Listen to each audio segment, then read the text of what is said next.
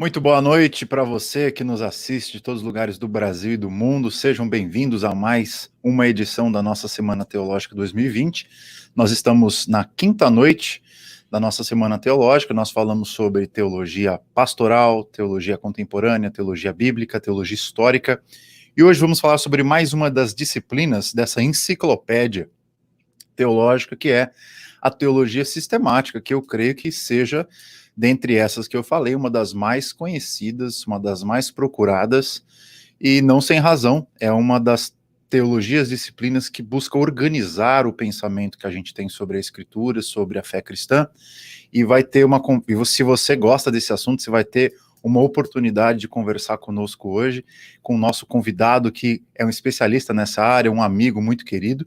Mas, antes da gente começar e chamar o nosso convidado para participar conosco, eu queria dar alguns avisos para você. Número 1, se você está nos assistindo aí, coloca o seu nome, coloca a cidade de onde você está nos assistindo, e se você tiver alguma pergunta para fazer para o nosso convidado, coloca aqui nos comentários também. Número 2, hoje a gente vai sortear outro livro, que é uma parceria que a gente está fazendo com a editora Thomas Nelson. Aliás, muito obrigado pela editora Thomas Nelson por ter doado tão generosamente alguns livros para nós sortearmos aqui na nossa semana. E hoje nós vamos sortear a Teologia Sistemática de Wayne Grudem, que é uma das teologias sistemáticas, se não a mais vendida dos últimos tempos. Isso não significa que é a melhor de todas, minha opinião pessoal, mas é uma teologia que tem uma capilaridade, uma popularidade muito grande entre o povo evangélico, e quem sabe a gente discute um pouquinho sobre esse personagem da teologia contemporânea também. Então, se você quiser participar do sorteio, você tem que ficar ligado aqui nessa live, que a gente vai sortear lá no final da live, tá bom? Sem mais delongas, vamos começar o nosso papo, e o convidado de hoje é o Alain René, que é pastor presbiteriano, especialista em teologia sistemática, e eu vou chamar ele agora. Fala, cabra macho. E aí, Jean, tudo bem? Como é que vai, meu irmão? Tudo bom, graças a Deus. Primeiramente, muito obrigado por ter aceito o nosso convite. Eu fico muito feliz de ter a sua presença aqui. Todos esses convidados que a gente teve na nossa semana até agora são amigos, e você não é diferente. Nós não nos conhecemos assim da mesma cidade, nós não frequentamos o mesmo seminário, mas nós nutrimos uma boa amizade aí virtual. Pude ir na sua cidade uma vez, e é um prazer muito grande para mim ter você aqui, porque eu te considero um dos grandes pensadores, teólogos da nossa geração, e para mim é uma honra muito grande ter você aqui na nossa live, falando de um assunto que você estudou bastante, e tenho certeza que vai contribuir para o pessoal da nossa live. Então apresenta aí, dá uma boa noite para o pessoal aí que te ouve, te assiste. Primeiramente, Jean, eu que agradeço o convite, né? Convite extremamente honroso, uma programação aí extremamente proveitosa, como a gente estava falando há pouco, né? Eu tenho gostado bastante, uma das ocasiões que eu mais apreciei foi poder conhecer o teu professor de pregação, né, de prática pastoral, o Adrian Bausels. Então, para mim, tem sido muito boa essa semana. Apreciei muitíssimo também aquela noite com o Paulo On. Ontem eu vi um pouco também com o Rogério, e é uma honra para mim, uma alegria, uma imensa satisfação estar aqui com você nessa ocasião. Estendo também aí o meu boa noite a todas as pessoas, a todos os irmãos que estão aí acompanhando essa Semana Teológica, né?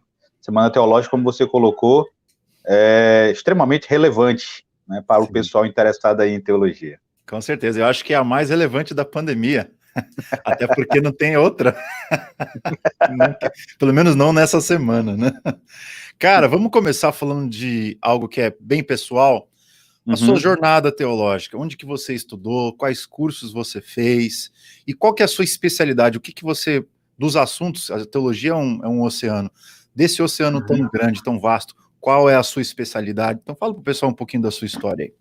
Bem, eu sou natural do Ceará, né, eu sou um cearense, e a minha história, a minha relação com a teologia, ela tem um pouco a ver com a minha história de vida, né?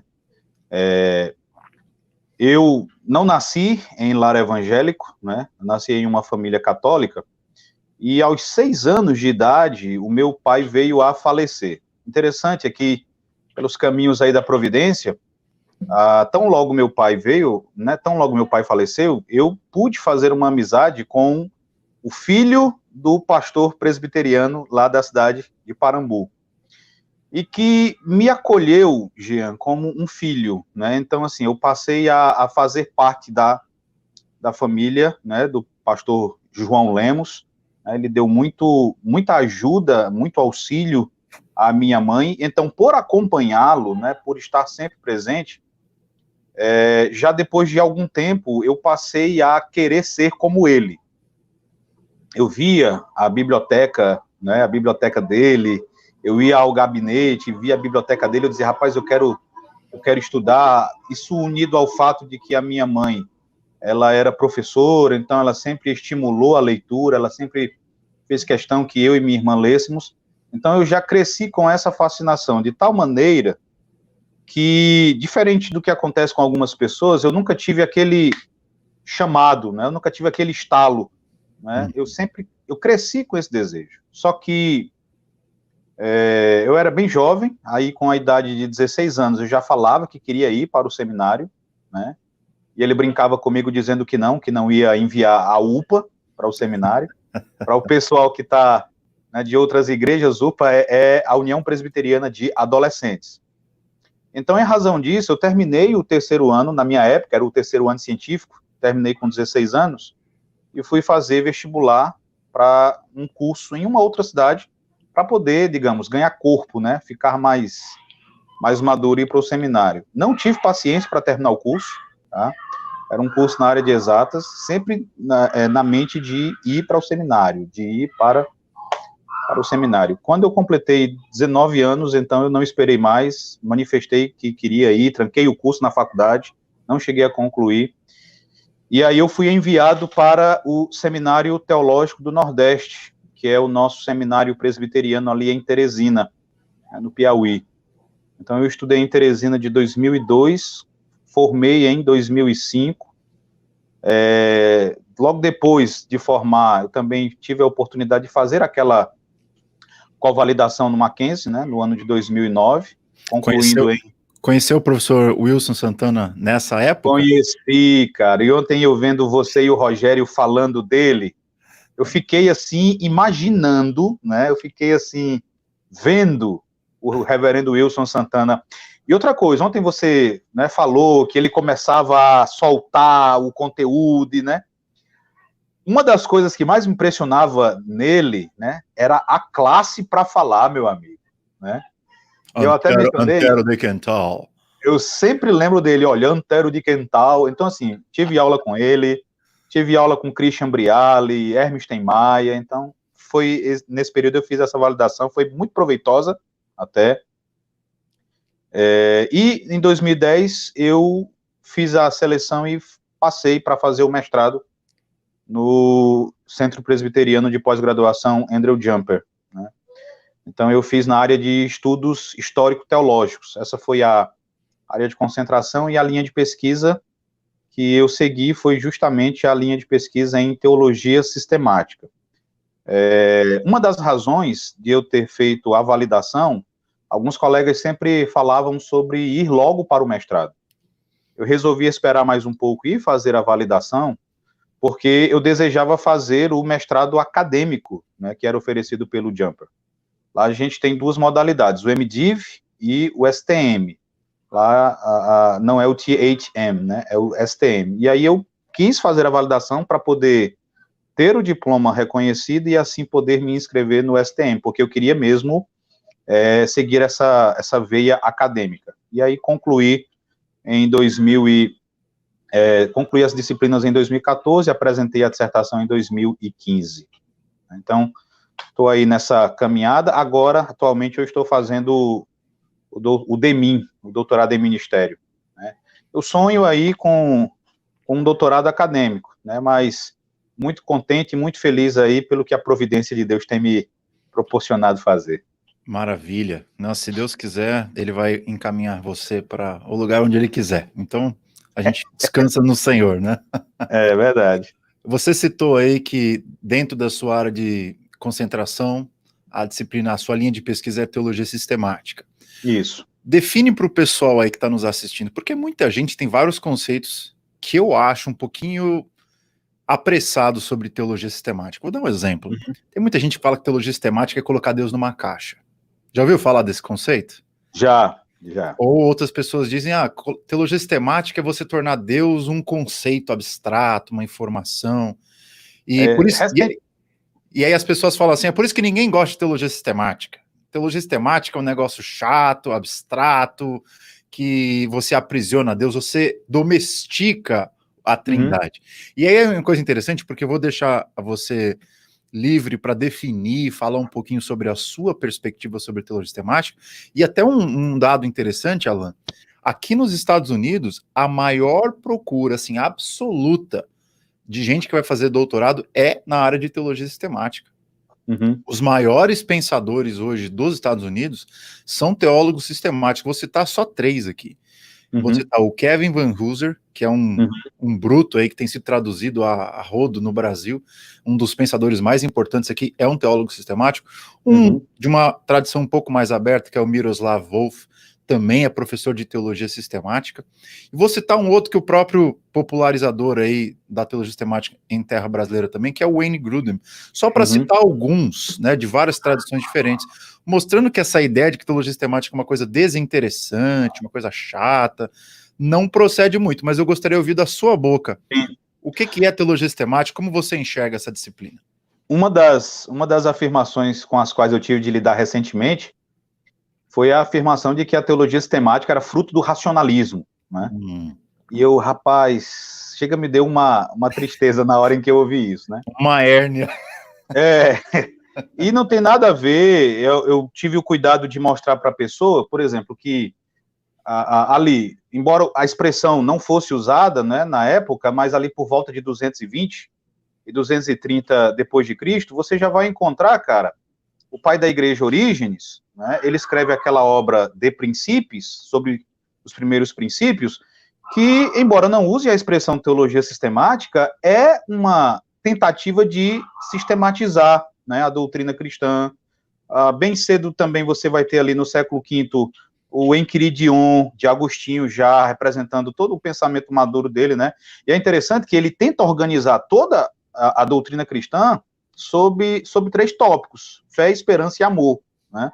Então, olha, não é assim, cara. Você já vai ter bem antes, né? Bem antes do período do racionalismo, bem antes do período do escolasticismo protestante, você vai ter bem cedo na história da igreja, na verdade, os grandes teólogos, os pais da igreja, entendendo que é preciso, que era necessário sistematizar, né, aquilo que é apresentado pela Sagrada Escritura.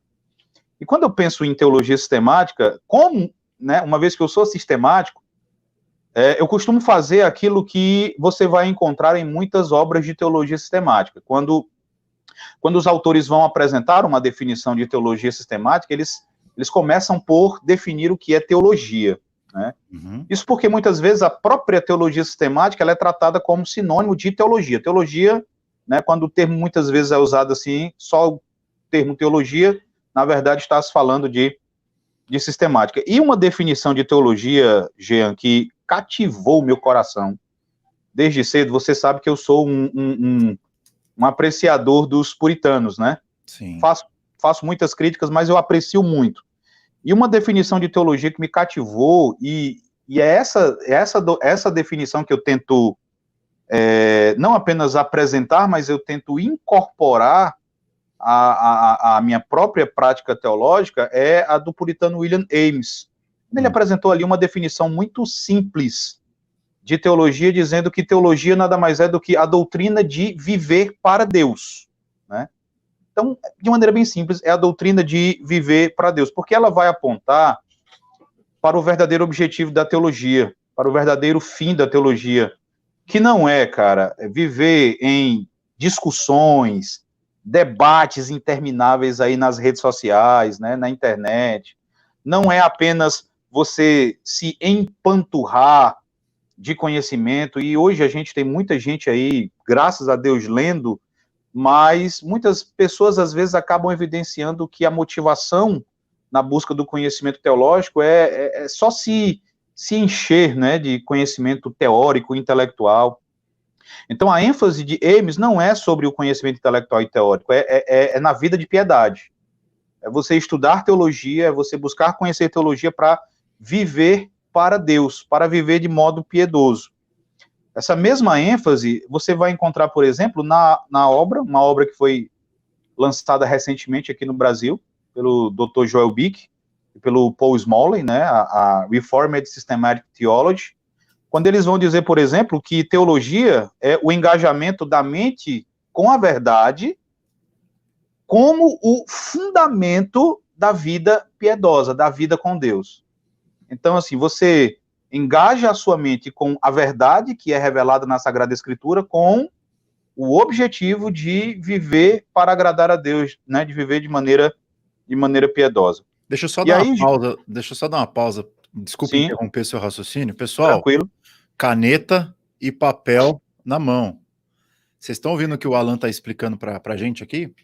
O pessoal que está acostumado a ouvir as minhas palestras na minha mentoria teológica está gostando do que o Alan está falando. Sabe como que eu defino teologia na minha mentoria?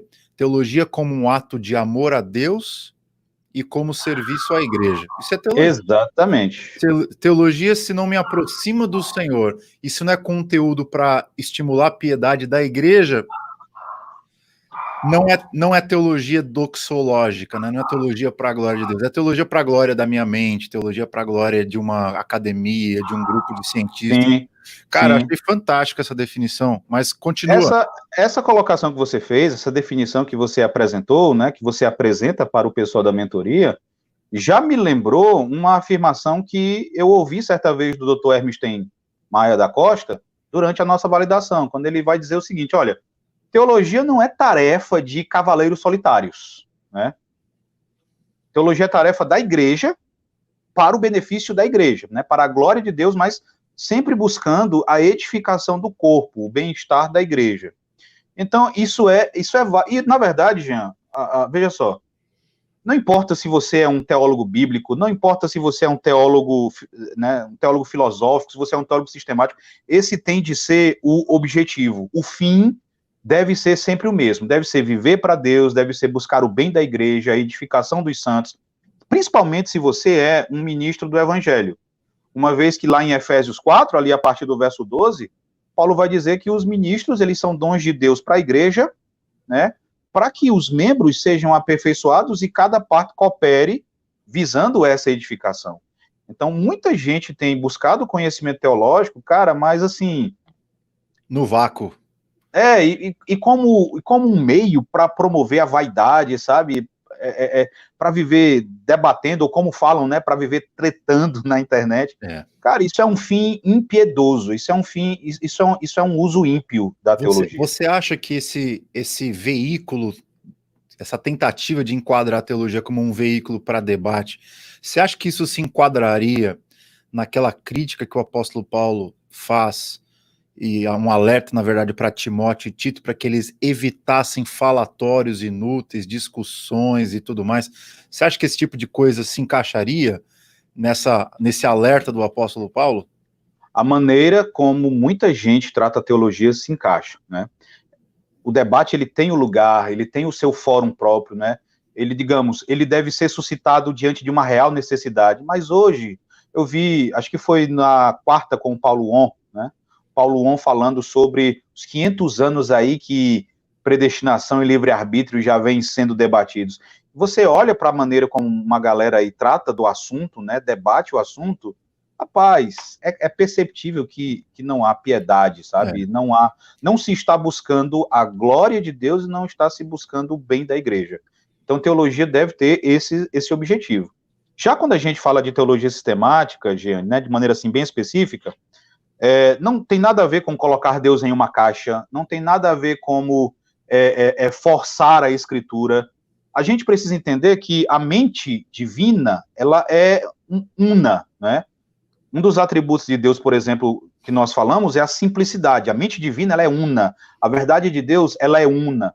E apesar de a Bíblia ter 40 autores humanos ali, né, por volta de 40 autores humanos, mas ela tem um único autor divino, cara.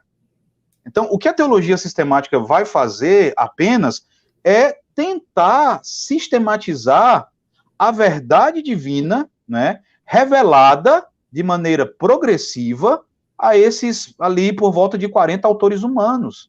A teologia sistemática, ela unicamente ela vai tentar apresentar essa sistematização de toda a verdade que é revelada nas Sagradas Escrituras.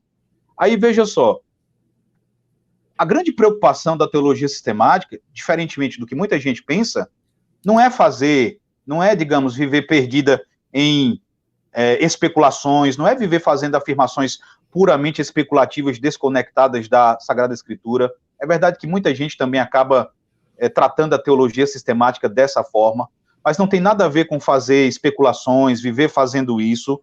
A teologia sistemática, ela é bíblica, tá? Ela é bíblica. Você tem a teologia bíblica, mas não quer dizer que as outras não sejam. A teologia sistemática, ela tem de ser bíblica. Por quê? Porque ela vai olhar para a Escritura. Só que ela vai olhar para a Escritura como um todo, tá? Ela não vai se preocupar em acompanhar o progresso da revelação ou em acompanhar o desenvolvimento da revelação, mas ela já vai olhar para a Escritura como um todo, e aí ela vai reunir tudo aquilo que a Sagrada Escritura ensina sobre um determinado assunto e vai apresentar os dados bíblicos, digamos, de forma coesa, de forma coerente, né, em um sistema, tá? Então ela vai sistematizar, ela vai organizar, né, a grande quantidade de dados aí que são extraídos pela exegese, que são extraídos pela teologia bíblica e vai organizar.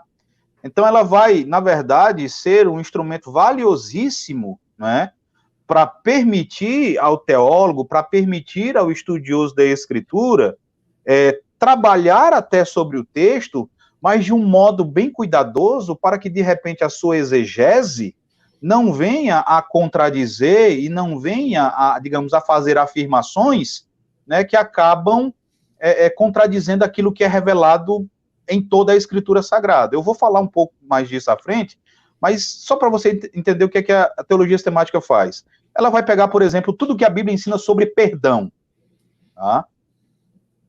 E aí ela vai apresentar para você de maneira coesa, de maneira coerente, né, de maneira organizada. Ela vai examinar, por exemplo, o que Davi disse sobre o perdão, bem como o que Isaías disse, o que Jesus disse, o que o apóstolo Paulo disse, o que o apóstolo João disse, e aí ela vai tentar entender o que tudo isso significa e apresentar a você o produto dessa reflexão. O Dr. John Frame, né, na Teologia Sistemática, né, que inclusive também acabou de sair em português, né, uma conquista muito, muito boa aí, né, para a nossa nação. Ele vai dizer... Não temos do que reclamar hoje em termos de teologia sistemática, de traduções. Estamos bem atualizados. Estamos bem servidos. E tem mais, né? E tem mais material aí para ser produzido, se Deus quiser. Então, outra forma de colocar isso, Jean, é como faz o Dr. John Frame na sua teologia sistemática. Ele vai dizer, por exemplo, o seguinte: a teologia sistemática, ela tem o objetivo de nos ajudar a entender o que nós hoje devemos entender sobre perdão revelado nas Sagradas Escrituras, escrituras produzidas aí pela inspiração divina há muitos séculos. Então ela vai nos ajudar a entender hoje, tá, a mensagem daquilo que foi escrito aí séculos atrás. Então, você observa, é bem diferente do que popularmente as pessoas pensam, né? Não tem nada a ver com racionalismo, né? Ela vai, digamos, fazer uso da filosofia, ela vai fazer uso de raciocínio lógico, tá? Mas o método de construção da teologia sistemática é indutivo, né? Ela é construída, ela tem de ser construída a partir do texto da Sagrada Escritura. Muito bom, Alan, gostei demais dessa sua introdução, porque a gente já começa a live desmistificando o que não é teologia sistemática, para então entendermos o que é teologia sistemática. Eu acho também que muitas pessoas têm essa visão equivocada sobre teologia sistemática, porque elas leem uma ou duas teologias sistemáticas que têm uma abordagem não tão parecida quanto aquela que a gente adota, que é essa ideia de que é doutrina para a vida, é doutrina para aprender a viver para Deus. e eu acho que acaba gerando a impressão, né, eles trocam a parte pelo todo, de que tudo que tem a ver com teologia sistemática é esse negócio engessado, sistemático, enfim, que não tem espaço para piedade, o que na verdade não condiz com os fatos. A gente sabe que cada vez que você fala uma frase sobre Deus, de alguma maneira você está fazendo teologia sistemática, seja formalmente ou informalmente, seja certo ou seja errado, você está falando afirmação sobre Deus, você está usando sentenças, está usando a língua, está usando a lógica, e consciente ou inconscientemente está usando a filosofia também. Sim. Sim. Quando a gente fala de causas, Deus incausado, incriado, a gente está usando já conceitos filosóficos e por aí vai. Gostei demais dessa introdução. Agora, uma outra questão que eu acho que a gente vai responder ao longo da nossa conversa, mas foi uma pergunta que me fizeram aqui. Eu acho que tem tudo a ver com aquilo que você está falando. A pergunta do André Santos. Uma pergunta que veio ao vivo aqui. Como a teologia sistemática pode ajudar na pregação do evangelho e na exposição bíblica? E quando começaram as teologias sistemáticas? Duas perguntas aqui. A primeira tem tudo a ver com aquilo que você começou a falar, que é o aspecto doxológico da teologia, que obviamente vai desembocar naquilo que o André está perguntando aí. E, como eu te falei, eu fiz algumas anotações, né? Eu fiz um esboço, né, daquilo que a gente iria conversar. Eu vou tratar... daqui a pouco eu vou tratar dessa pergunta, viu?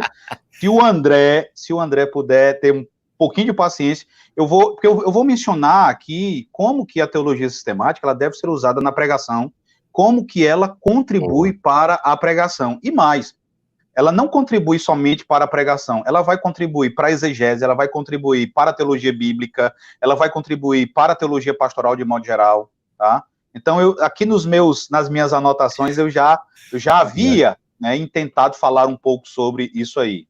Agora, sobre quando começar a estudar teologia sistemática. Veja, uma das coisas que eu vou defender, uma das coisas que eu vou afirmar aqui, por exemplo, o grande teólogo bíblico, o Graham Goldsworth, né, ele vai defender que um dos grandes erros, né, nos estudantes de teologia é o divórcio entre teologia bíblica e teologia sistemática. Ele defende uma abordagem integrada entre as duas, e muitos outros vão defender isso. Então, eu acredito, quando que a pessoa deve começar a estudar teologia sistemática? Logo, tá? Desde cedo. A grande questão é você se munir de boas teologias sistemáticas, né? De bons manuais, e graças a Deus, como o Jean destacou, a gente aqui no Brasil, a gente está bem servido, né? Então, já de algum tempo para cá, excelentes publicações na área de teologia sistemática têm sido feitas aí por Vida Nova, né? Pela Cultura Cristã. Então, tem muito material bom. A grande questão se cerque, né? Ou procure adquirir uma boa teologia sistemática e você estuda, né, junto da teologia bíblica, você estuda aí junto daquele material que você tem também adquirido, que vai tratar de exegese. Não precisa estudar primeiro uma para estudar outra depois, não. Então, faça aí uma abordagem integrada. Eu acho ótimo você mencionar isso. Uma das perguntas que eu mais recebo na minha mentoria, a minha mentoria é feita de gente que é pastor, gente que é teólogo, gente que não é pastor, gente que é leigo, tem de tudo um pouco. E eles falam assim, ô pastor Jean, qual que é a ordem de eu começar a estudar? Eu tenho que estudar primeiro teologia sistemática, primeiro teologia bíblica, aconselhamento, quais são os livros, qual que é a ordem que eu tenho que estudar? E aí eu fico numa posição desconfortável de dizer, na verdade, essa ordem é muito subjetiva, porque a teologia é como se fosse uma tessitura, é um tecido orgânico, onde tudo, é como a palavra que você usou foi integrada, é como se tudo fosse parte de tudo, é como se fosse um tecido. Então, assim, quanto mais você estuda a teologia sistemática boa, mais você vai se apropriar de boa teologia bíblica boa, melhor você vai saber aconselhar alguém, melhor você vai saber fazer uma leitura da história. Então, o que eu diria é o seguinte, vai estudando e vai conectando as coisas. Pô, o cara chegou para mim e falou esses dias, o Alan, eu tô estudando os atributos de Deus, aí com você, eu tô estudando hermenêutica, mas o que tem a ver uma coisa com a outra? Eu acho que tem tudo a ver uma coisa com a outra, porque senão... Pensa no atributo da imutabilidade de Deus. que é um atributo que muita gente pode pensar que é abstrato, mas é totalmente prático. O fato Sim. de Deus não mudar é a condição sem a qual eu não consigo entender a Escritura, porque se Deus muda, a Escritura é o tempo todo um vai e vem danado. O fato de Deus ser imutável é o que me dá segurança de estar lendo a Escritura e de não estar sendo enganado, porque é um Deus só. Segurança de salvação, né? Segurança de salvação. Então, rapaz, é tanta coisa conectada.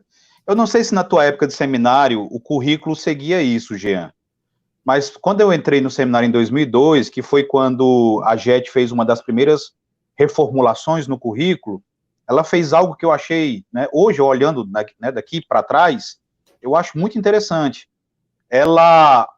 O primeiro ano foi dedicado basicamente àquelas disciplinas de cultura geral, e teologia sistemática só iniciava a partir do momento em que também iniciassem as disciplinas de teologia bíblica e de exegese. Quando o seminário de Teresina estava sob a direção da Igreja Presbiteriana da Coreia, você já tinha teologia sistemática desde o primeiro ano. Quando a JET assumiu, a JET reformulou. Então, o primeiro ano foi basicamente dedicado a matérias de cultura geral, né, disciplinas de cultura geral, filosofia, psicologia, e a partir do segundo ano, quando aí você começou a estudar teologia bíblica, exegese, aí também começaram as disciplinas de teologia sistemática. Então, aí foi como que uma imersão em todas as LOCE, né, em todas as áreas da teologia. E, para mim, particularmente, eu achei isso muito proveitoso. Então, você aí, embora não esteja no seminário, você pode fazer algo que se aproxime disso, né? Buscar fazer algo assim. Ótimo, não sabia disso. Bom comentário. Pegando carona nesse comentário que você fez, de que muita gente não se interessa por teologia sistemática, porque não gostar do método e tal, por que todo cristão deveria se interessar por teologia sistemática, Alain? Jean, primeiro porque é necessário. É extremamente necessário que todo cristão ele busque conhecer teologia sistemática. Então, eu mencionei anteriormente que, conquanto é escrita por mais ou menos ali 40 autores humanos, a Bíblia, no final das contas, possui um único autor divino, né? E, por essa razão, a verdade é una e todos nós temos de, em algum nível, temos de ser capazes de olhar para a Escritura e percebermos, né, esse fio condutor, né, essa verdade una, e percebermos que não se trata de algo fragmentado, e a teologia sistemática ela vai ajudar nisso. Eu gosto muito de uma colocação feita pelo Dr. Alexander Archibald Hodge, né, o filho do famoso Charles Hodge. A gente tem em português o manual de teologia sistemática dele, né, quem tiver interesse pode, de repente, aí procurar na internet. A obra é intitulada Esboços de Teologia, e aí ele vai dizer o seguinte: olha, a verdade de Deus é una, e o conteúdo inteiro de todas as revelações naturais e sobrenaturais não pode deixar de constituir um só sistema completo em si. E cada parte da Bíblia, ela se acha relacionada organicamente com todas as outras partes. Então, isso foi compreendido pela igreja desde o princípio, tanto é que, como também a gente já mencionou, desde cedo os cristãos perceberam essa necessidade de apresentar a doutrina, uma vez recebida, né, a doutrina dos apóstolos, em um sistema aí coerente, tá? Então, é uma necessidade, tá? Outro detalhe, Jean, para que as pessoas percebam a necessidade de estudar teologia sistemática, e aí eu já vou entrar um pouco na pergunta do André Santos, tá? É que a teologia sistemática, uma vez que você entende que ela precisa cooperar com a piedade, ela precisa cooperar com a vida devocional, com a edificação da igreja, ela não apenas deve ser usada com esse fim, mas ela vai se constituir num excelente auxílio para que esses fins sejam alcançados. E aí me permita falar um pouco, né, para que as pessoas entendam como esse fim é alcançado, me permita falar um pouco sobre o relacionamento da teologia sistemática com as outras teologias, por assim dizer. E aí, veja só, na live de na live de quarta-feira, tá? Na live de quarta-feira com o Paulo On, eu reparei um dos comentários, eu achei interessante. Ele só quer te dar uma boa noite, tá? Rapidinho. Ele só quer te dar Rapaz, não, ele precisa, né? Ele precisa aparecer, né? Ele não pode. Ele não dorme, cara, se ele não aparecer. Tá com quantos meses? 8 meses. 8 meses. E é grande, viu, cara? Tá grandão. Tá Rapaz. grandão. Isso aqui é um touro. Deus abençoe, viu? Valentim. Tchau, Alan! Tchau, meu amiguinho. Continue, meu irmão. Então, Aqui é Jean, ao vivo, aqui é ao vivo. na live, como dizia o Faustão, né? Programa ao vivo tem dessas coisas. Na live de quarta, eu vi um comentário que eu achei interessante. Eu não lembro exatamente quem fez, mas alguém disse assim: eu gosto muito de teologia bíblica, mas em relação à teologia sistemática, eu tenho as minhas reservas. E eu compreendo, tá? Eu compreendo um pouco da razão dessa reticência em relação à teologia sistemática, porque o nosso mercado editorial aqui no Brasil, graças a Deus, tem experimentado aí uma efervescência, né, em publicações de boas obras na área de teologia bíblica. E também, Jean, infelizmente, a gente vai se deparar, eu não sei como é aí na realidade americana, mas aqui a gente vai encontrar alguns teólogos sistemáticos, teólogos, né, de ofício, né? A gente vai encontrar alguns teólogos sistemáticos que não possuem, cara, qualquer preocupação com o texto bíblico. Não possuem qualquer preocupação com a exegese da escritura. E aí eles vão transformar a sua teologia em pura especulação. Então, o membro da igreja lê uma obra assim, o pessoal não é bobo, entendeu? O pessoal percebe, o pessoal vai buscando algo que esteja fundamentado na escritura. Não encontra isso em alguma obra aí de teologia sistemática, ele vai reagir. E essa reação, muitas vezes, passa por essência em relação à teologia sistemática, tá? Só que, como eu já mencionei, a boa teologia sistemática, ela é fruto da exegese, tá? Ela é construída sobre os resultados da exegese e da teologia bíblica. E aí, veja só, é costume se falar sobre a dependência que a teologia sistemática tem da teologia bíblica. E, de fato, você até colocou de maneira muito apropriada que há uma dependência metodológica. Afinal de contas, ela tem de ser, né, construída sobre a exegese e a teologia bíblica, essas coisas têm de vir antes. Tá? Então, corretíssimo. Só que eu acho interessante que, de algum tempo para cá, já tem se falado e já tem se reconhecido que a teologia bíblica, ela também é dependente da teologia sistemática. O pessoal que leu aí a Espiral Hermenêutica do Grant Osborne já pode até começar a fazer alguns links, tá? Porque já tem se reconhecido que há também uma dependência da teologia bíblica da teologia sistemática. Então, Grant Osborne, ele vai dizer o seguinte, eu achei bem interessante, primeiramente, ele cita o Otto, me corrija, né, corrija a minha pronúncia, mas ele cita o Otto Piper, tá? Acho que é isso, Otto Piper. Como é alemão, seria Otto Piper. Otto Piper, né? E aí ele vai citar 4 limitações da teologia bíblica que são apontadas pelo Otto Piper. E aí ele vai dizer o seguinte, olha, as duas disciplinas, portanto, teologia bíblica e teologia sistemática, elas se suplementam e elas se complementam. Então, uma suplementa e complementa a outra.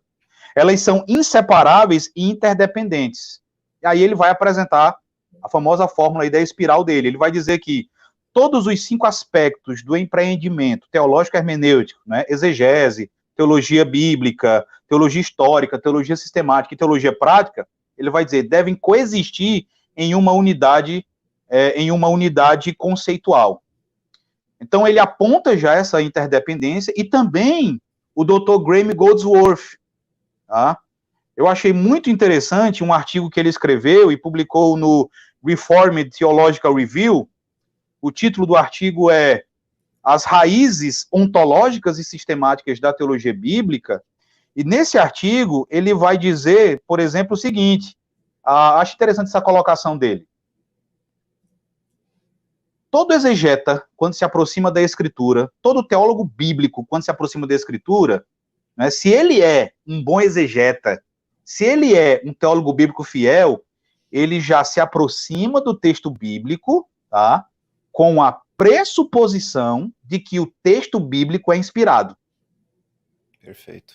E isso vai ser confirmado pela exegese, né? Isso vai ser confirmado pela teologia bíblica. Ele vai dizer o seguinte, Ian, o teólogo bíblico que aceita a coerência canônica dos documentos originais já fez uma pressuposição dogmática, ou uma série inteira delas, tá? A respeito da natureza do cânon bíblico. Dr. D.A. Carson, né, numa obra antiga, nem sei se ela ainda é publicada aí nos Estados Unidos, é uma obra com vários autores, a obra Scripture and Tradition. Ele vai dizer que todo teísta, tá? Todo teísta é um sistemático antes de começar a sua exegese, né? Então, isso é um teólogo bíblico falando, hein? Dois teólogos bíblicos, né? O Dr. Graham Goldsworth, ele também é um... Então, veja, é bom o pessoal também atentar que há essa relação de interdependência. Eu acho que uma das coisas que fez com que esses teólogos bíblicos mais recentes chegassem a essa conclusão, que para nós é muito óbvia, né? É o fato de ser popularizada até por causa da pós-modernidade, o fato daquela ideia de que não existe uma verdade que não tenha pressupostos internos.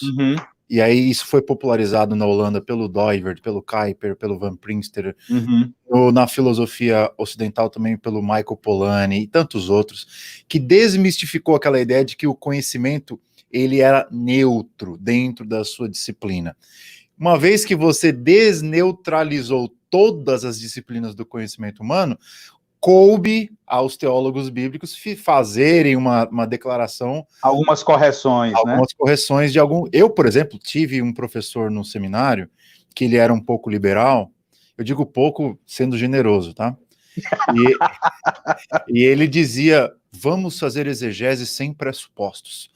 Vamos deixar o texto falar conosco e não colocarmos nossas convicções sobre ele. É bonito, né? Você ouvir um negócio desse, até parece que o texto é uma entidade ali, mas não é assim que funciona, a gente sabe muito bem. Acho que você explicou com muita Olha, precisão. Você mencionou aí, né, que caiu o mito da neutralidade. Rapaz, eu gosto de uma afirmação que o Dr. Kevin Van Hooser, ele faz naquela primeira obra dele que foi publicada aqui no Brasil, né? O Há um Significado neste Texto. Sim. Tem um capítulo em que ele fala sobre se é possível você fazer exegese livre de alguma ideologia. Né? Ele usa essa nomenclatura. É possível fazer exegese sem ideologia? E aí ele já começa com os dois pés, meu amigo. Ele começa dizendo assim, olha, já há muito tempo, né, os teólogos bíblicos têm reconhecido que aquilo que nós dizemos que o texto bíblico diz, bem como o nosso discurso sobre o texto bíblico, representa, na verdade, o que nós queremos que o texto bíblico diga, o que nós desejamos que ele diga. Tá? Então, ele já chega com os dois pés. E é a realidade. Não existe, né, não existe essa ideia. Né, não existe essa neutralidade. Tá? Então, a teologia sistemática ela é dependente da teologia bíblica, ela é dependente da teologia exegética, tá? Mas ela também tem uma contribuição em relação a essas outras áreas, né? De maneira que elas também são dependentes em algum nível. Só para você ter uma ideia, Jean, saiu um livro já há alguns anos, acho que foi publicado por alguns professores do Westminster, né? Sobre o pregador e a pregação.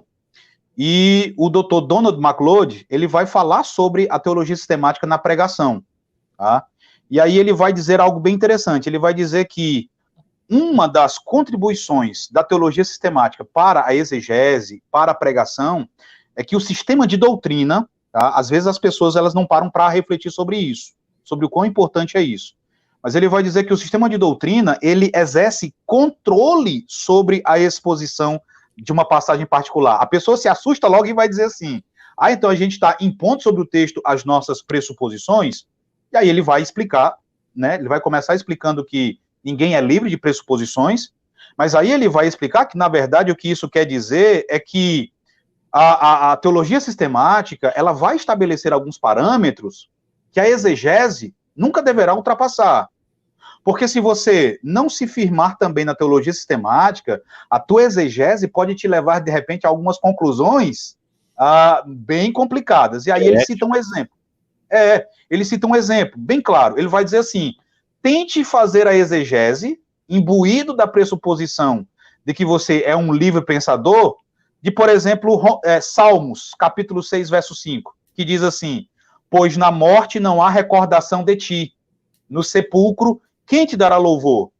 Aí ele vai dizer, olha, nenhuma exposição dessa passagem deve contradizer nem a doutrina da imortalidade da alma e nem a doutrina que ensina que o estado intermediário é um estado de consciência. Uhum. Então você faz a exegese dessa passagem já imbuído de determinadas pressuposições que vão ajudar você a não, digamos, ir muito além, a não extrapolar nas suas conclusões. Tá? E a teologia sistemática, até falando agora ao André, ela deve ser estudada pelos pregadores para que eles se tornem melhores pregadores, André. Tá? Então, como é que funciona isso? Engana-se quem pensa que apenas a exegese, tá?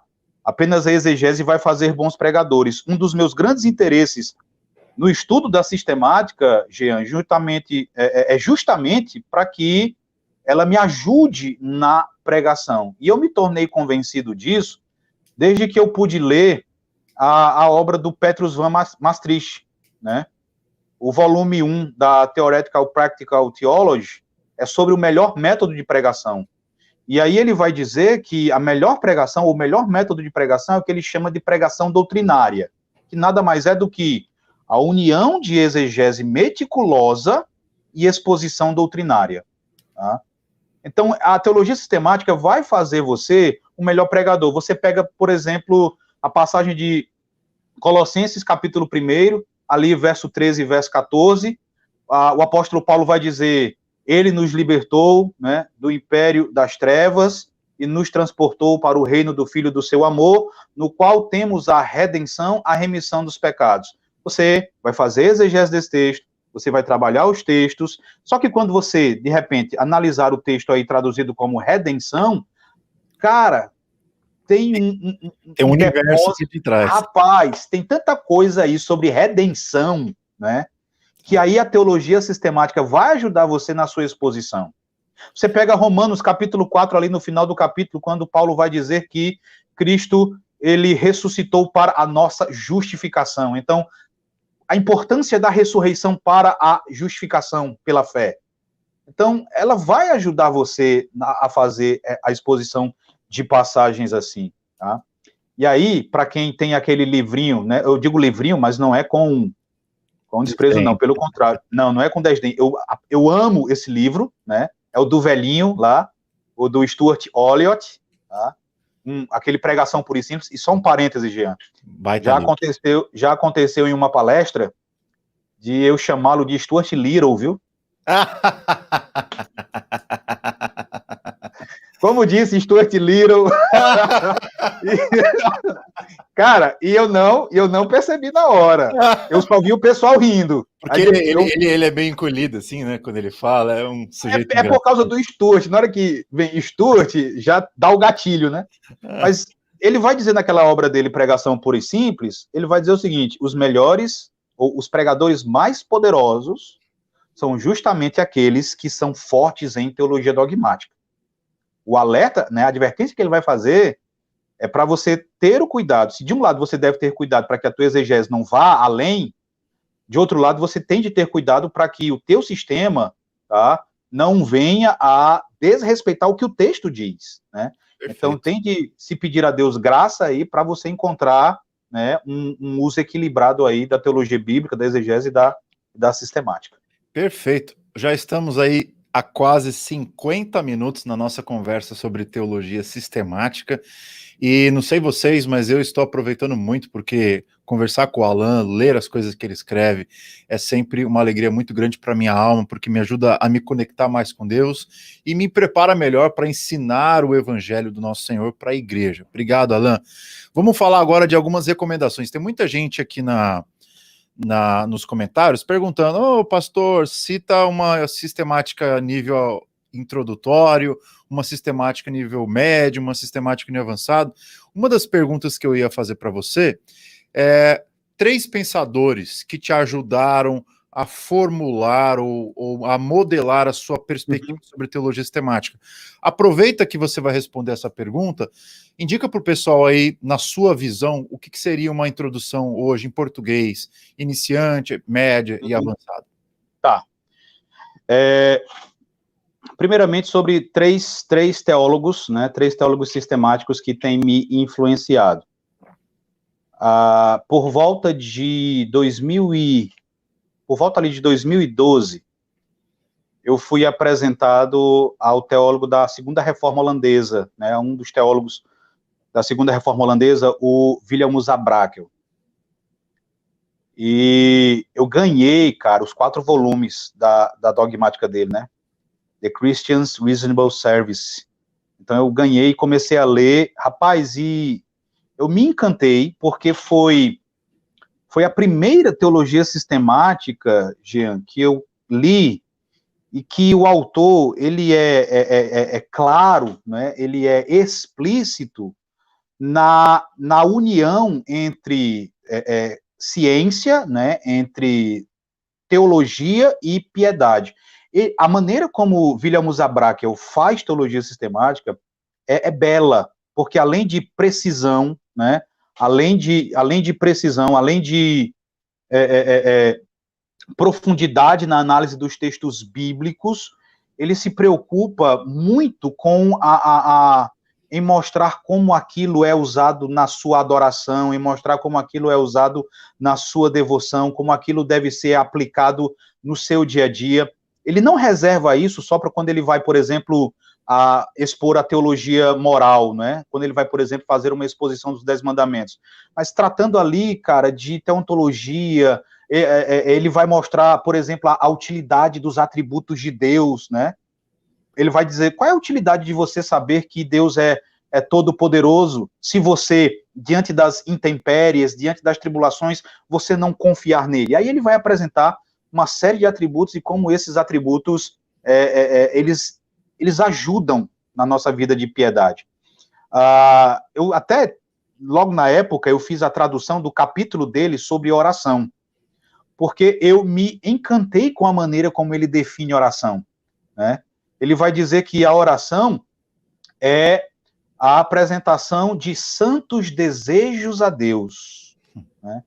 Que, através da mediação de Cristo, são apresentados a Deus com os gemidos inexprimíveis do Espírito Santo. Então, eu já tinha visto muitas definições de oração, né? Oração é quando o cristão se coloca diante de Deus, e ele, então, através da elocução, aquelas definições mais rebuscadas, mas a maneira como ele falou de oração como santos desejos, né, que são apresentados a Deus, unindo isso ao gemido inexprimível do Espírito Santo, me cativou. Eu coloquei isso em português, até traduzir.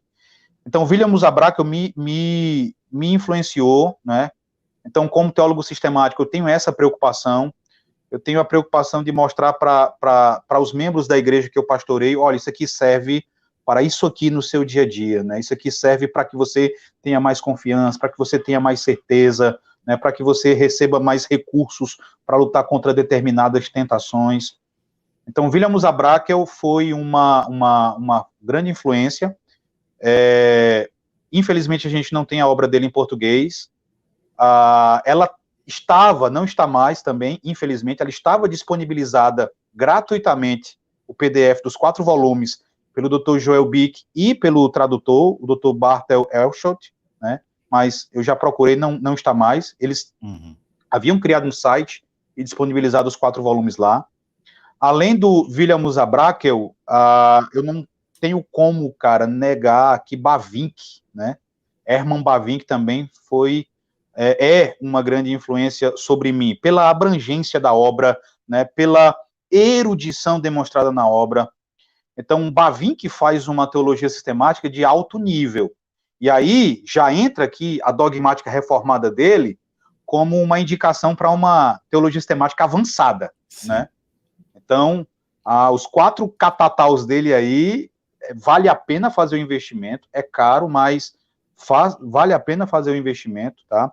Então, ele concatena a exposição histórica, bíblica, a filosófica, tá? Ele faz uma exposição, assim, detalhada, né, discutindo aí, né, como os vários ramos da cristandade entendem os loci da teologia, entendem as doutrinas, tá? A E embora ele tenha... a exegese que ele faz da escritura também é minuciosa. Exatamente. É um bom exemplo, tá? É um bom exemplo, tá? De uma teologia sistemática que não é especulação, mas que é fundamentada, né, que é construída sobre os resultados da exegese. E embora ele tenha morrido em 1921, você lê a obra dele, que certamente foi escrita antes disso aí, mas você percebe como ele já previu algumas coisas, né?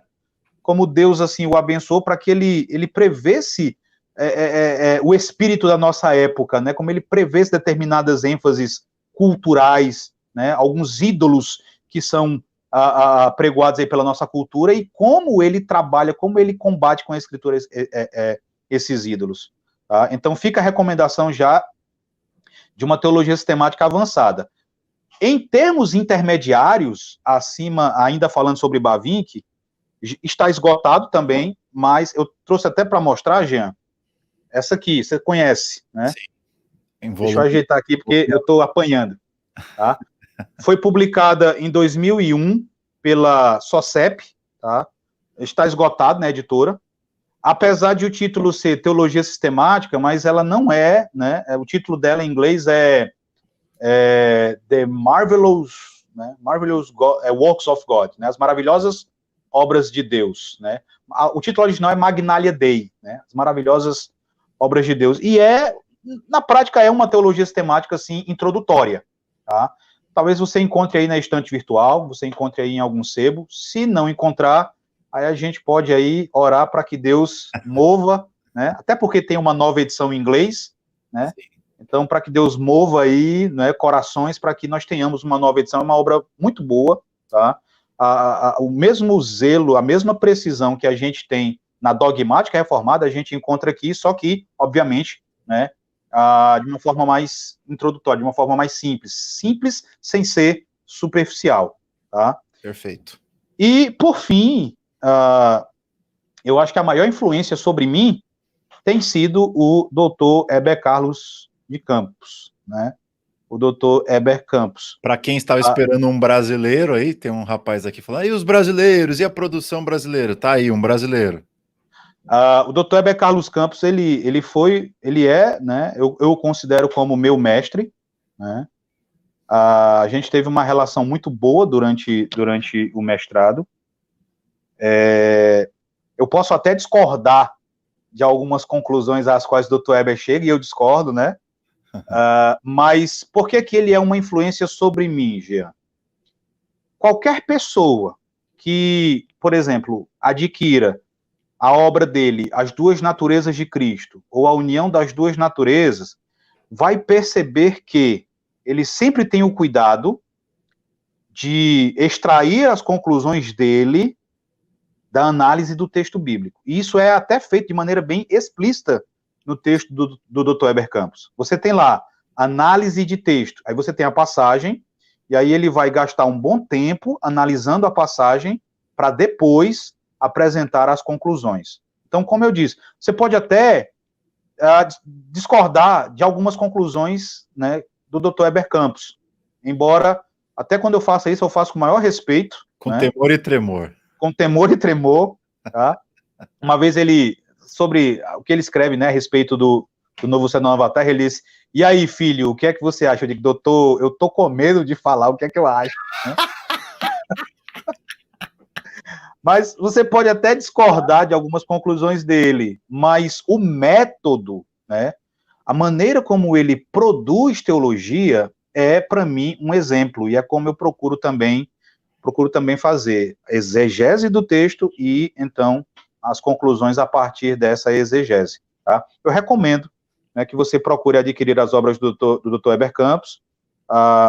Pode falar, Jean. Para quem não sabe, o Dr. Heber Campos, ele nunca produziu uma teologia sistemática em um volume, mas ele escreveu vários tratados sobre assuntos da teologia sistemática, o Alan falou alguns deles.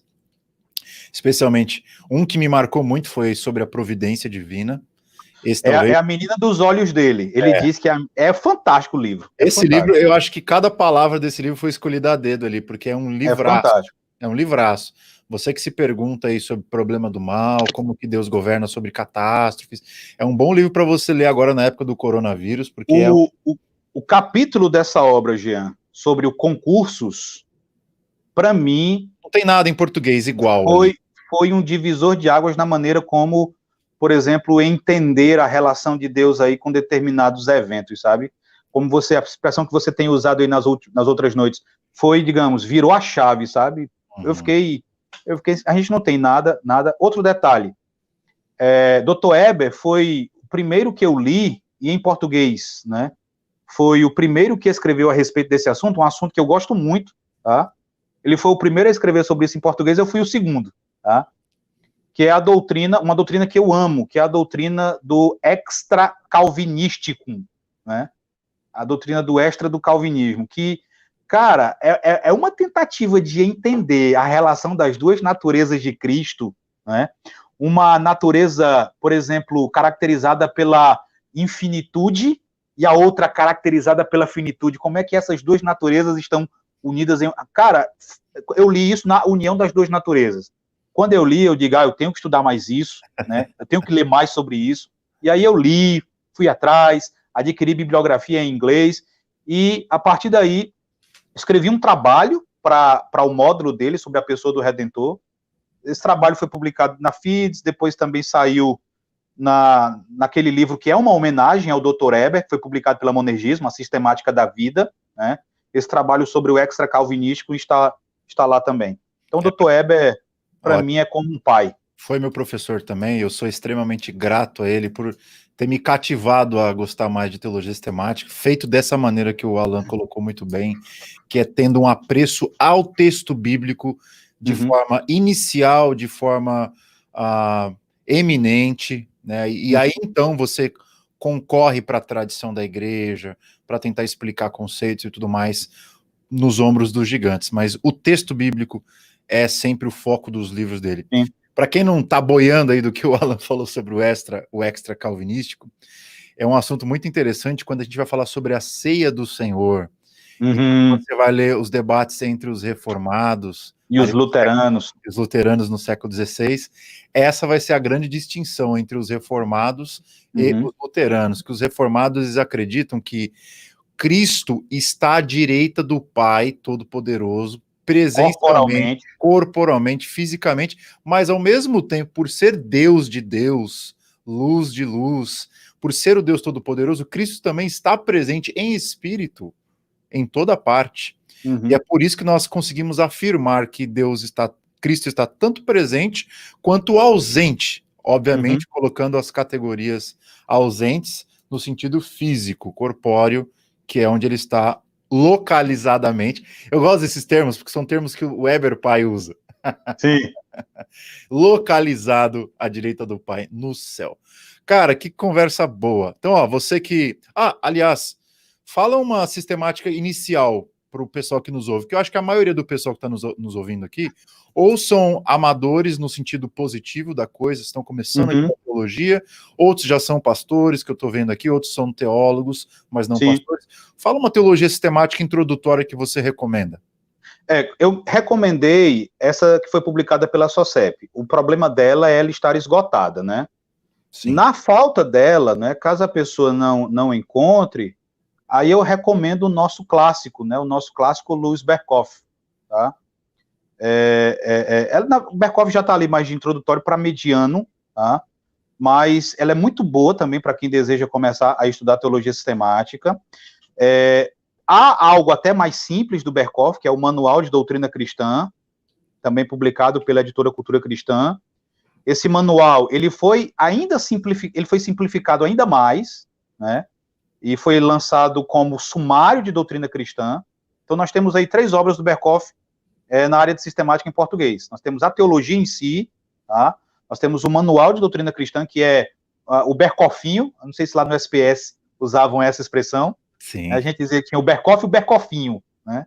O manual. E esse manual, ele foi ainda simplificado ainda mais, né, através e publicado como Sumário de Doutrina Cristã, está publicado em português pela editora Monergismo. Eu tenho uma queixa muito grande sobre a teologia sistemática do Berkhof, não com a obra em si, mas com a edição que ainda é publicada em português, porque é uma edição defasada.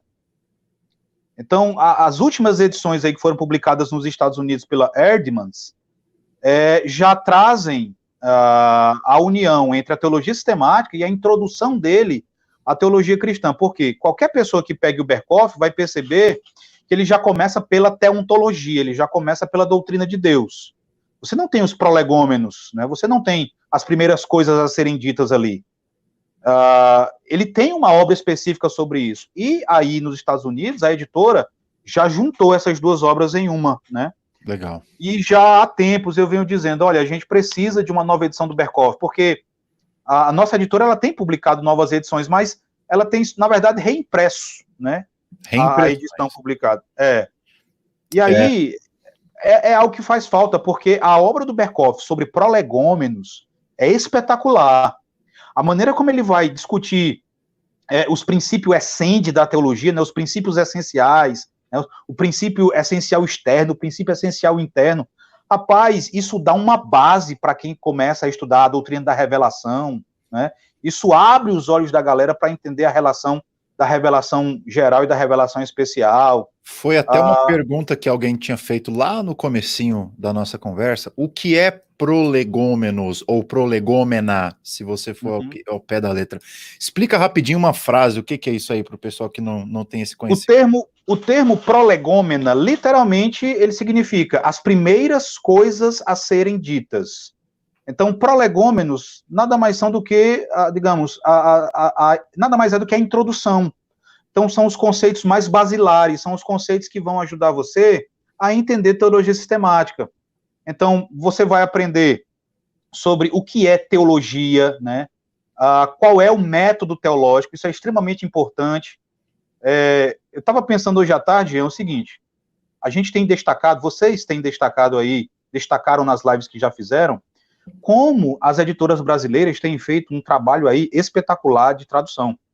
Paulo Won até mencionou que sai um livro em inglês, um mês depois, você já tem aí uma editora brasileira anunciando o lançamento. Então, elas de fato têm feito um lançamento espetacular. Só que o que acontece?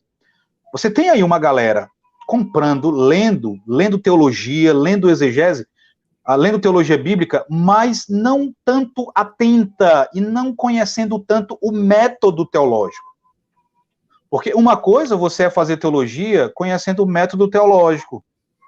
Outra coisa é você simplesmente ler, né, e sair por aí usando o que você lê como um bastião, né, como um porrete na cabeça dos outros, tá? Simplesmente arrotando o que você lê. Então, prolegômena vai ajudar você a entender o que é teologia, como fazer teologia, tá? Prolegômena ajuda com uma dificuldade que algumas pessoas têm na igreja. Eu escrevi um texto uma época dizendo que algumas pessoas usam a Bíblia como se a Bíblia fosse uma teologia sistemática. Ou como uma enciclopédia. Enciclopédia, você quer saber algo ali, digamos, sobre as Olimpíadas, você vai lá na Enciclopédia Britânica, na Enciclopédia Barça, ao volume correspondente, procura o verbete, e lá no verbete Olimpíadas você vai ter todas as informações já reunidas, né, coletadas, sistematizadas e apresentadas. Você quer saber algo sobre federalismo como teoria política, é só ir no volume correspondente à letra F. E às vezes nós estamos tratando a Bíblia dessa forma. Jean, você é pastor, certamente você já teve alguém que chegou para você e disse assim: pastor, me dá um versículo aí que diga que a Bíblia ou que Deus é uma trindade. Né? Esse negócio do me dá um versículo é clássico, é comum. Já denuncia um método teológico equivocado da pessoa. Aí, assim, as pessoas querem que a Bíblia apresente tudo de maneira sistematizada e explícita, e não é assim. Então, prolegômenos vai ajudar você a entender como é que as doutrinas são formuladas, como que os dogmas da igreja cristã foram formulados, quais são os passos, qual é o processo, quem tem competência para fazer isso, tá? Então, eu digo até, Jean, que prolegômena é essencial não só para em termos conceituais, mas para tratar o nosso coração. Quando eu fiz teologia sistemática no seminário, a gente usou o Berkhoff é o nosso livro-texto, a gente já começou com teontologia, cara, eu ficava inchado, né? Eu sempre gostei de teologia sistemática, então o negócio era discutir. Quando eu fui aprender prolegômenas, eu fui humilhado. Porque você vê que embora você tenha decorado certos conceitos... exato. É o problema de você estudar teologia sem saber o que é teologia. E foi assim que a gente começou a nossa live. Eu acho que foi uma boa pergunta no começo, porque você já definiu claramente que é uma doutrina de viver para Deus. Quando você coloca esse fundamento, toda já a discussão que você vai ter em sequência já vai ser redirecionada por essa convicção fundamental. Do contrário, é o que você falou. Você vai ter um inchamento teológico e não transbordar da teologia como veículo para conhecer Deus. Prolegômena humilha, né? Torna você humilde, ao mesmo tempo em que encanta, né? Foi uma das disciplinas que eu digo, cara, isso aqui só me fez me encantar, só me deixou ainda mais encantado com a teologia sistemática. Cara, que conversa boa, cara. Altíssimo nível essa conversa. O pessoal tá comentando aqui, eu tô feliz demais de ter escolhido você para estar aqui com a gente nessa noite. Eu tenho mais 2 perguntas para te fazer, eu espero que dê tempo. A penúltima é a seguinte. Você já falou muita coisa sobre equívocos, a gente acabou de falar de alguns conceitos equivocados que as pessoas têm, de enxergar a Bíblia como uma enciclopédia, de fazer teologia por puro intelectualismo, por especulação, para arrumar briga. O que você acha, a despeito dessas coisas que a gente já mencionou, que seria a grande lacuna ou a grande carência da igreja brasileira em relação à teologia sistemática? Eu gostaria de apontar 2, né? A primeira lacuna eu acho que a gente precisa superar essa postura de desconfiança em relação à teologia sistemática, né? É uma desconfiança a priori. Então, isso precisa ser superado, tá? E, às vezes, eu fico pensando que isso, de certa forma, é alimentado pela maneira como teólogos, né, das 2 áreas alimentam esse tipo de disputa.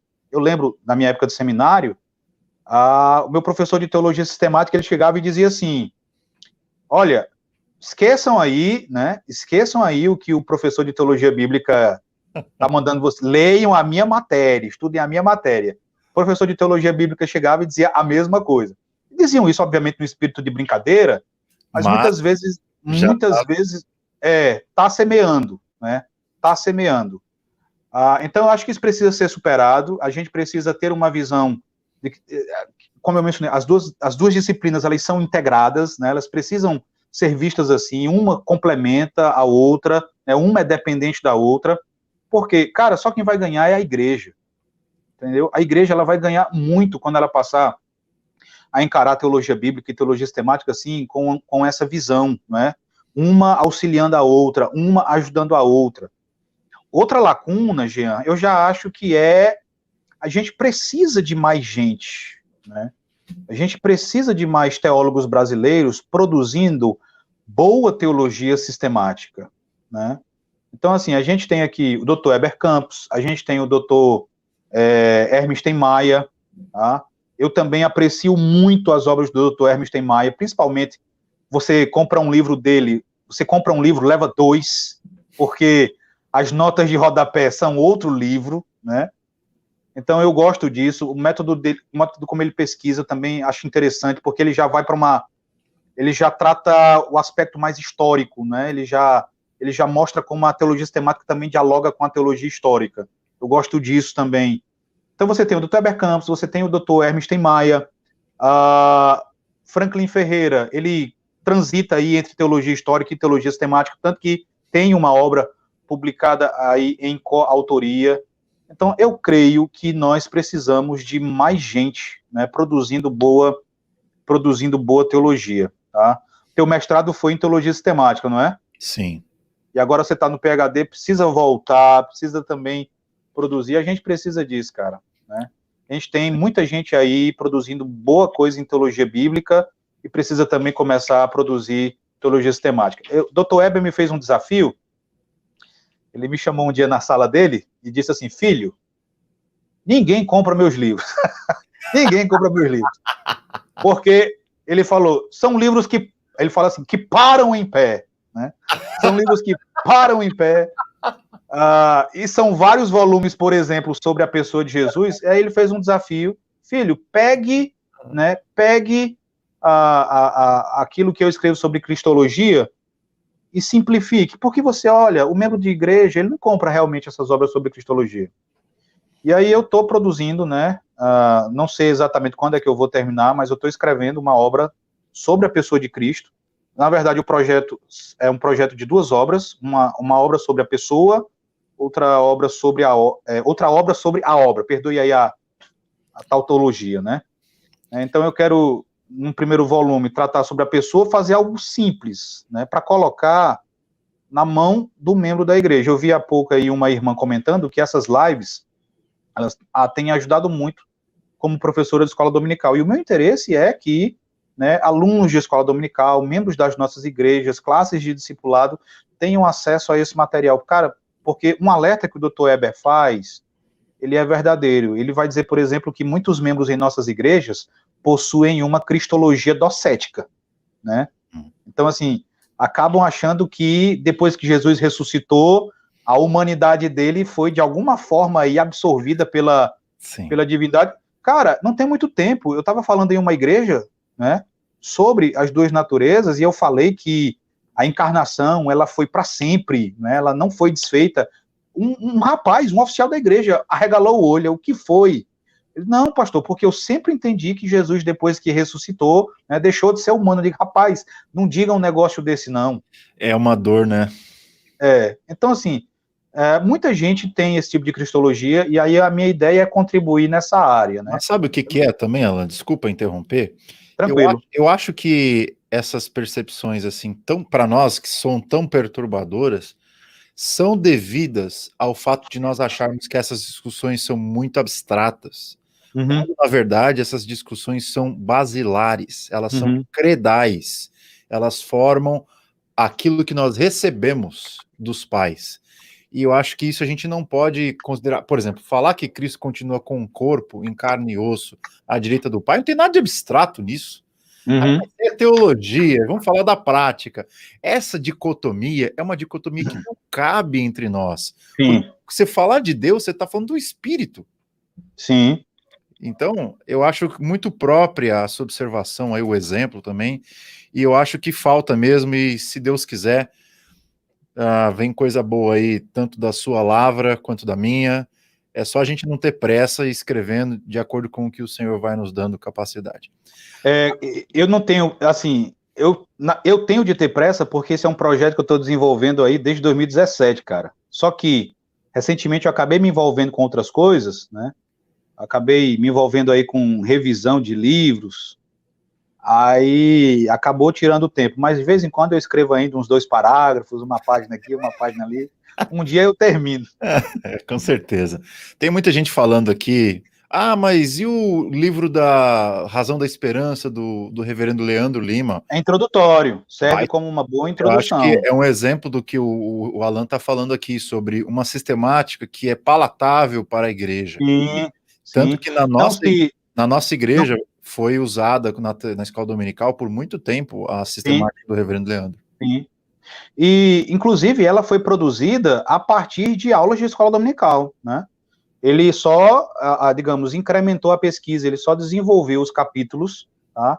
Mas foi exatamente... Aí, veja, cara, teologia voltada para a igreja, né? Teologia voltada para a igreja. É um excelente livro, uma excelente obra aí, introdutória também, bem lembrado. Uma coisa que eu gostaria de dizer, Alan, eu acho que você vai concordar comigo, e é uma distinção que o reverendo Weber faz. Você tem teologia formal, e deve haver teologia formal, e você tem uma teologia popular. Não sei se você já ouviu o Weber falando isso, ele fala disso. E às vezes as pessoas podem pensar o seguinte, mas eu vou ler o Bavinck, 4 volumes, ele cita Immanuel Kant, ele cita Hegel, ele cita um monte de gente que eu não conheço, conceitos filosóficos, termos latinos, você vai ler o Rod, e a mesma coisa. Ok, gente. Uma coisa é a teologia formal, que é aquela teologia que vai dialogar com tudo aquilo que foi produzido na história da igreja. A gente precisa disso? Sim. Por que a gente precisa disso? Porque a gente precisa de teologia com T maiúsculo, que é essa teologia que vai dialogar com tudo aquilo que já foi produzido. Enfim, o Alan citou alguns exemplos disso. A gente precisa disso. O que a gente precisa também são de popularizadores dessas obras, que aí, no caso, o reverendo Leandro Lima é um desses popularizadores. Sim. Outro que eu vou citar aqui, vocês devem conhecer, o Tim Keller é outro popularizador. Sim. Outro, eu vou até usar o Wayne Grudem, é um popularizador, ele não é um teólogo assim que vai dialogar com os nomes da tradição e tudo mais. Eu gosto de fazer uma relação sobre isso que você está mencionando, Jean. Essa teologia, né, com T maiúsculo, essa teologia acadêmica, a teologia popular, eu faço uma analogia, uma associação com aquilo que Schaeffer, no Deus que Intervém, ele vai dizer o seguinte: olha, determinados conceitos filosóficos, eles foram produzidos na academia, foram produzidos nas universidades, tá? Mas quando foi que esses conceitos filosóficos, eles começaram a impactar, a influenciar a sociedade ocidental? Aí ele vai mostrar, né, aquele esqueminha dele descendente, foi quando esses conceitos, eles começaram a ser disseminados através das artes, né, através daquilo que alcançou as pessoas, né, que alcançou, digamos, a sociedade. Então, o que a gente precisa é de gente que também pegue essa teologia que é produzida, essa teologia acadêmica, e torne-a palatável, né? Torne-a, digamos assim, apetitosa para os membros das nossas igrejas. A gente precisa disso. A gente precisa de mentes aí robustas, produzindo a boa teologia acadêmica, né? E precisa de gente que pegue essa teologia que é produzida, tá? E apresente para o membro da igreja e diga: olha como isso aqui é gostoso de ler, tá? E os exemplos que você mencionou, eu lembro, vocês fizeram uma associação entre Tim Keller e o G.K. Beale, né? Excelente, né? É exatamente disso que a gente precisa. Perfeito. Para nós terminarmos, já estamos aqui 1h20 de conversa. Uma pergunta que eu tenho feito para todos os nossos convidados é sobre uma descoberta teológica, uma descoberta que você fez cedo no seu ministério, ou uma descoberta que você fez recentemente, algo que virou a chave, assim, algo que fez você ler a Bíblia de forma diferente, de ver a vida cristã de forma diferente, ver a igreja de forma diferente. Você teve alguma descoberta nessas suas leituras, nas suas pesquisas, que foi olha, eu não consigo mais pensar teologia sem partir do pressuposto dessa ideia ou coisa do tipo? Cara, pode ser que tenha alguém aí que vá me bater, até porque a gente sabe que tem pessoas de várias tradições acompanhando, mas, assim, algo que mudou, né, mudou a minha vida, por assim dizer, foi a descoberta da teologia da aliança. Eu cheguei no seminário dispensacionalista, Jean. Olha, né? só. Eu cheguei no seminário dispensacionalista, li toda a coleção Deixados para Trás, cheguei com aquilo na cabeça, né? Aí eu lembro que, com pouco tempo no seminário, e eu com essas ideias, um aluno do 4º ano, né, um veterano, me levou no quarto dele e disse: ó, senta aí que agora a gente vai estudar a teologia do pacto, né? A gente vai estudar a teologia da aliança. E aí começou. Então, quando eu percebi que é como o Dr. Michael Horton diz, né, que há uma estrutura arquitetônica na Bíblia, que essa estrutura arquitetônica é o pacto, né, que tudo é pactual, salvação é pactual, o culto é pactual, a oração é pactual. Então, quando eu atentei para essa realidade, Jean, isso mudou a minha forma de ler a Escritura, mudou a minha forma de fazer teologia. Mas há outra ideia que também me é muito cara, que me é muito preciosa, que tem a ver com a pessoa de Cristo enquanto mediador.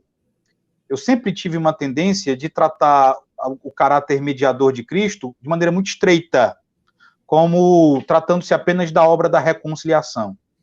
E tem mais ou menos uns 4 anos, eu li uma obra de um teólogo puritano, ele falando sobre o coração de Cristo, né? Como é o coração de Cristo hoje no céu, ele glorificado. Essa obra foi escrita a partir de um problema pastoral, porque algumas pessoas já no século XVII pensavam que a glorificação havia sublimado as afeições humanas de Cristo, e então Thomas Goodwin vai dizer que não, que a glorificação, na verdade, apenas tornou essas afeições dele por nós mais intensas, né? Então ele é ainda mais terno, ele é ainda mais amoroso, tá? E aí, nessa obra, Thomas Goodwin vai dizer algumas coisas muito preciosas. Ele vai dizer, por exemplo, que quando os filhos de Deus pecam, os nossos pecados despertam, antes de qualquer coisa, a compaixão de Cristo, não a sua ira, porque ele é como um pai que, ao ver uma doença no seu filho, deseja destruir a doença, não o filho. Então, o que ele faz com amor. É muito lindo isso, né, cara? E aí, arrepia. ele vai tratar, ele vai aplicar a ternura de Cristo à sua mediação no culto. E aí, Jean, quando eu li isso, mudou o meu comportamento em cada culto quando louvores estão sendo entoados. Por quê?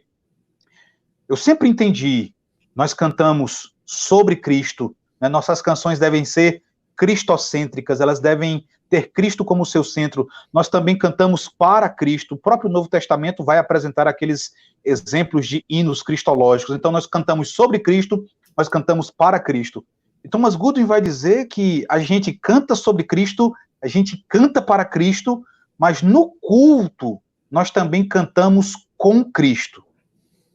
Aí ele trabalha o texto de Hebreus, capítulo 2, verso 12, quando o autor de Hebreus cita o Salmo 22, onde o Salmo 22 diz: a meus irmãos declararei o teu nome, cantar-te-ei louvores no meio da congregação. E ele vai dizer, olha, a identificação dele conosco, com a nossa humanidade, é tão profunda que no culto nós não cantamos apenas sobre ele, nós não cantamos apenas para ele, mas ele se une a nós no culto, ele canta conosco. E aí, desde então, eu percebi, nunca mais eu vou permanecer de lábios fechados.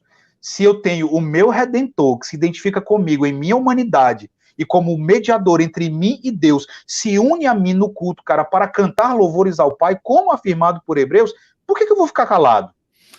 Você sabe de onde eu aprendi esse insight? Eu aprendi com o Weber Pai. E porque ele tem um capítulo nas duas naturezas que ele fala de Cristo como o adorado e o adorador. Primeira vez que eu vi isso, cara, eu tomei um susto.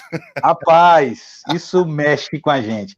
Interessante, só para você ter uma ideia, quando eu li sobre isso, Jean, aí eu estava viajando, né? No dia seguinte eu viajei, fiz uma viagem de carro com a minha esposa, e eu fui falar para ela. Cara, eu tô aqui dirigindo na rodovia e chorando, falando para ela e chorando, porque foi algo que me impactou assim profundamente.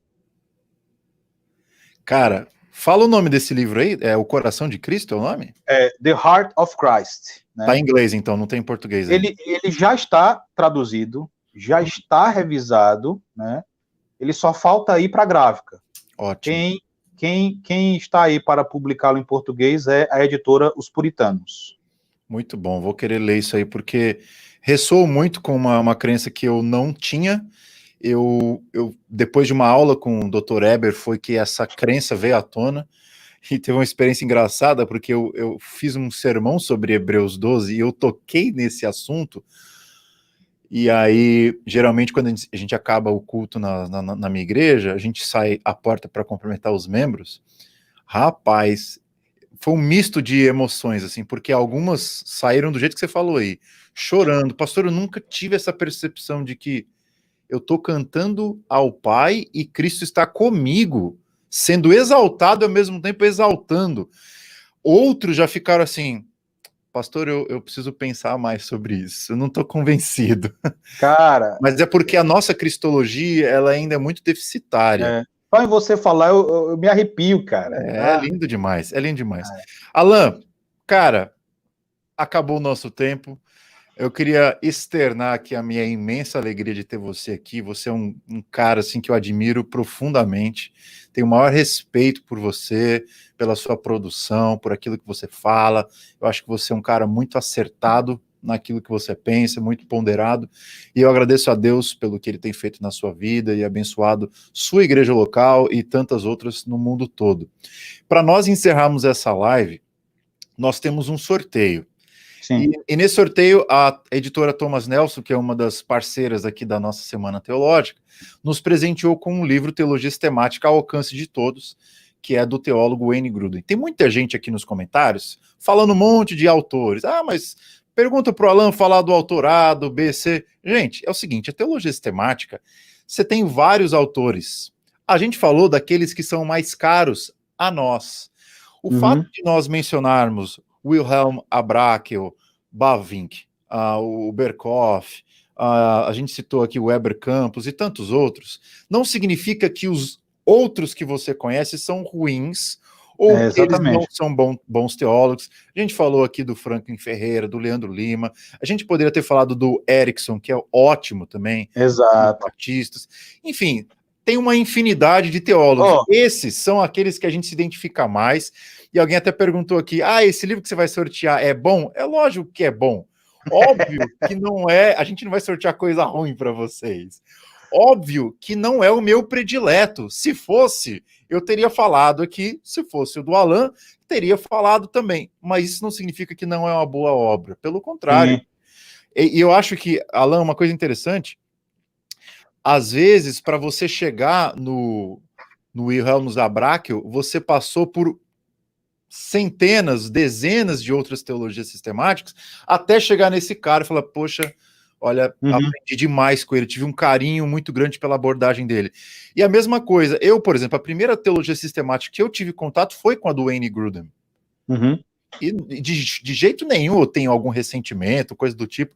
Eu gosto muito, eu acho que ele é um cara, como você mencionou aí, ele é um popularizador, ele tem aquela fala fácil, as sentenças curtas, ele é um cara que se preocupa em fazer as pessoas entenderem teologia de uma forma simples, que é ótimo. Agora, nós temos o direito de gostar de que a gente quiser.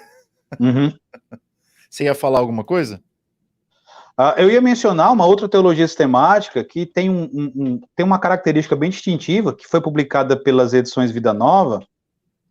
E aqui um detalhe, as que eu mencionei, eu tive o cuidado de ler, né? Essa aqui vai ser sorteada, eu ainda não li, até porque ela foi lançada recentemente, né? Ela não tem muito tempo que foi lançada pela Thomas Nelson, tá? Sim. Ela não é a teologia sistemática da Vida Nova, ela é uma... A gente chama Berkoffinho, ela seria o Grudinho, né? O Grudinho. O Grudinho. Então, assim, eu não li ainda, mas existem autores que quando você vê, você já sabe que a obra é boa, porque o cara tem credibilidade, né? Por exemplo, a teologia sistemática de Wayne Grudem também não é a minha preferida, não obstante, ele lançou recentemente uma obra sobre ética que é fenomenal. Essa para em pé também.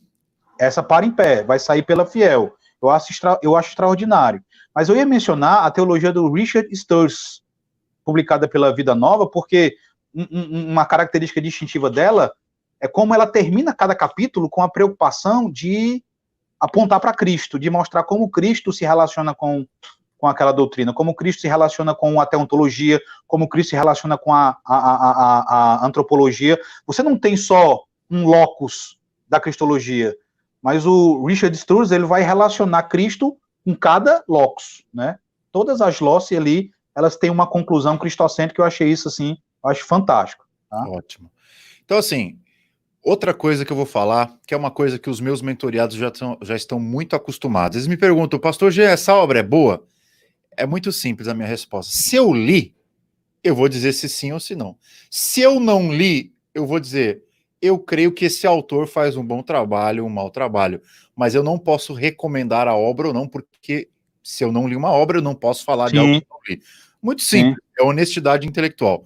Mas vamos lá, Alan, fala para mim um número de 1 até 300 e... Vamos ver qual que é o último inscrito. 331. Um número de 1 a 331. Número 6. Número 6. Opa, esse aqui foi lá embaixo. Gostei. Número 6, nós temos aqui.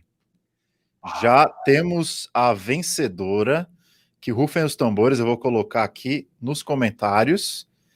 A vencedora que ganhou Teologia Sistemática ao Alcance de Todos, a famosa cunhada pelo Alan aqui ao vivo, o Grudinho, Letícia da Silva Almeida Lopes. Parabéns, Letícia. Você ganhou um livro muito bom aí, tenho certeza que vai te ajudar muito na sua compreensão da teologia sistemática. E vou mandar um e-mail para você logo que acabar essa live. Se você estiver ao vivo aqui, já dá um alô. Se não tiver, não tem problema. É diferente daquelas semanas teológicas que o cara só ganha se estiver ao vivo. Saiu, perdeu. Saiu, perdeu. Aqui não tem muito, né, o que fazer. É ao vivo, mas não é presencial. Então você vai receber um e-mail e a gente vai redirecionar tudo para você, como você tem que fazer. Alan, obrigado. Dá uma boa noite aí para o pessoal, se despede aí. Eu queria dizer que foi uma imensa alegria e contribuiu muito para a minha compreensão.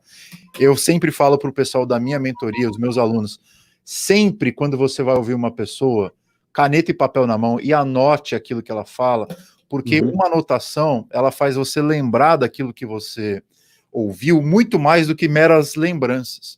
Então, eu queria agradecer, você é um cara exponencial, já falei várias vezes.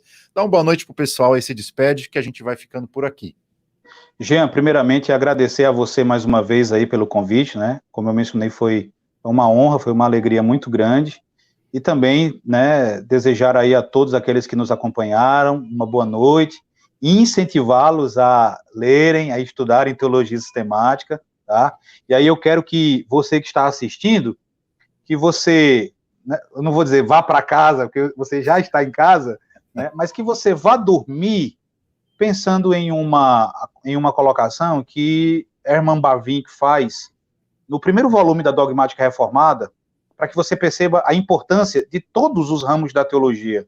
Eu queria compartilhar isso com você, essas serão as minhas palavras finais, desejando que o Senhor abençoe cada um de vocês. Mas Bavinck diz assim: a Sagrada Escritura não é dogmática, ela contém todo o conhecimento de Deus de que precisamos, mas não na forma de formulações dogmáticas.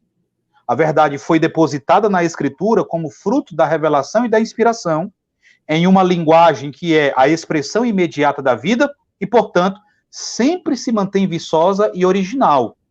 Mas ela ainda não tinha se tornado objeto de reflexão e ainda não tinha atingido a consciência pensante do crente.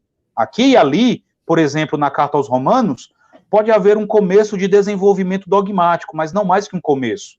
O período da revelação tinha de ser encerrado antes que a reprodução dogmática pudesse começar.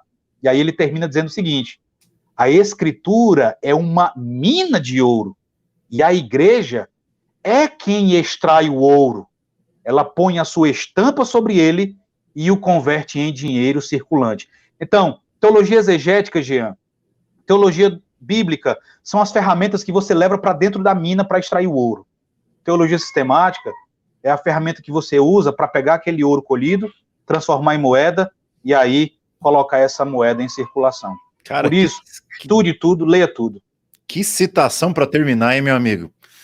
Da minha teologia sistemática predileta, dicas de passagem. Tem até vídeo aqui no YouTube falando sobre isso. Muito obrigado, uma boa noite a vocês. Hoje a gente usou bastante o tempo aqui, 1h40 quase, mas tudo para dar conteúdo para você, gratuito, para que você cresça na sua compreensão da vida cristã, da sua vida com Deus. A gente não quer só inchar sua cabeça de conteúdo teológico, a gente quer trazer a teologia como um veículo para te aproximar do Senhor. Eu acho que a gente fez isso, de certa maneira, com sucesso. Que Deus te abençoe, uma boa noite, e a gente se vê amanhã. Amanhã a gente vai falar sobre teologia pública com o meu amigo Lucas Freire.